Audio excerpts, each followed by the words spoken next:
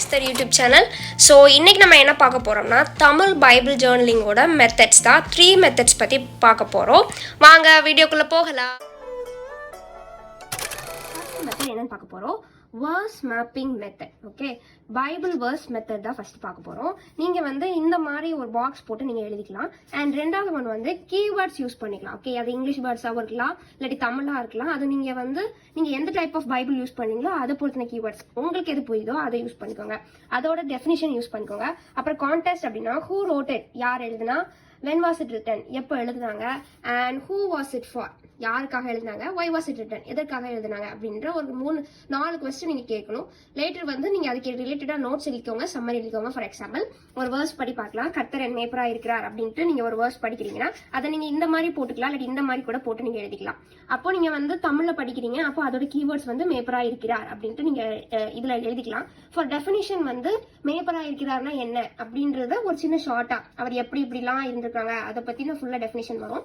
And next one contest, யார் எழுதியிருக்காங்க அதை நான் அப்போதே சொன்ன மாதிரி தான். when was it written, who was it for, and why was it written, இதெல்லாம் நீங்கள் எழுதணும்.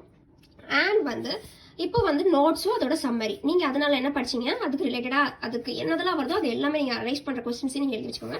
அண்ட் அதோட சம்மரி அது ஃபுல்லாக இது வரும். And second method is call SOAP method. SOAP. S stands for scripture, O stands for observation, A stands for application, and P stands for prayer.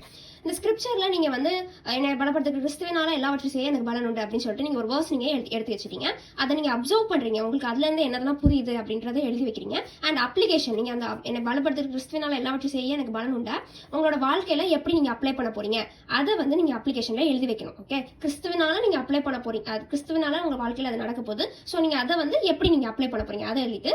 And next prayer, ஷார்ட்டாவோ பெருசாவோ உங்களுக்கு அந்த வேர்ஸ் மூலமா கத்துறவங்ககிட்ட நீங்க நினைக்கிறத ப்ரேயர் பண்ணி முடிக்கலாம். அடுத்தது acts, ask, chapter, thought, scripture. First scripture எடுத்துக்கிட்டீங்களா, அது எந்த சாப்டர்ல இருக்கு அதை நீங்க பார்க்கணும். அப்புறம் உங்களுக்கு ஒரு கொஸ்டின் ரைஸ் ஆகணும். ஆஸ்க், எதனால இதை எழுதியிருக்காங்க, எதுக்கு அது மூல காரணமாக இருக்குது அப்படின்றத நீங்கள் பார்க்கணும். லாஸ்ட்டு உங்களோட தாட்ஸ் இதெல்லாம் எழுதி வச்சுட்டு நீங்கள் ஏதாவது ப்ரேயர் பண்ணிக்கோங்க. These are the 3 methods of Bible journaling. I hope you like this video. Subscribe to my YouTube channel.